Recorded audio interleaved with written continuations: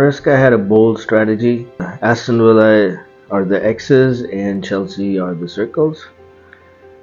Here's we can see Jackson pressing the goalkeeper. So we have Neto between the LCB and the left back. If the ball is shifted from the goalkeeper over here to the LCB, Neto would jump onto the defender, curving his run so that he can come in between these two players. This over here, Jackson, he's making this curved run, so he's providing this cover shadow so that the goalkeeper cannot pass over here.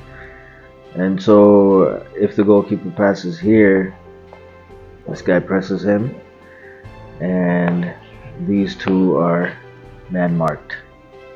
So a very difficult situation for Aston Villa to build up in. If we look at Caicedo right over here, what he's going to do is he's going to position himself between the Villa left back and the Villa left wing. As soon as the ball would be passed over here to this guy, Caicedo would press him and he'd position himself between these players, so that what this would do is this would trigger this man-to-man press over here, basically. And Palmer and Fernandez, they stay on tight on the DMs, and Sancho is tight on the right back, and Colwill and Fofana were extremely tight on the Villa front too, especially Colwill, as Rogers has the tendency to drop deep. If you look at Villa's shape,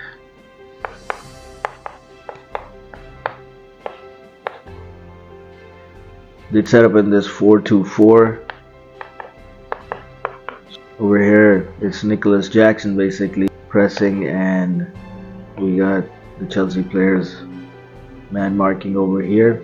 Villa's aim here would be to bypass that front line press, especially in these wide areas over here. But centrally they had the option of finding Morgan Rogers, who drop in, from deep.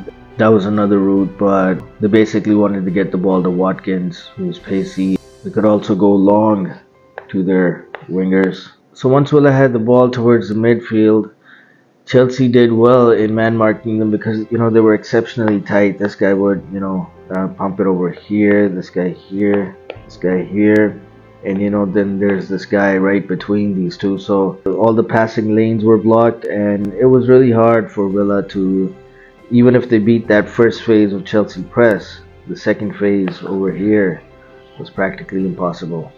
If you look at Chelsea's pressing performance, you can see that it was slightly intricate approach. Minor details like the press angles, distance, and timing were off sometimes, but overall they did pretty well. One of the risks of this man-to-man phases was Villa could play that direct ball, and once this guy would get it, he would just lob it in here because this guy would be making that run. Sometimes if he got the ball here, another player would be here, so he'd pass it here, and this guy would go long. Other than that, if they went for the passing stuff, it was really hard to break Chelsea's press, so they had to make those long balls.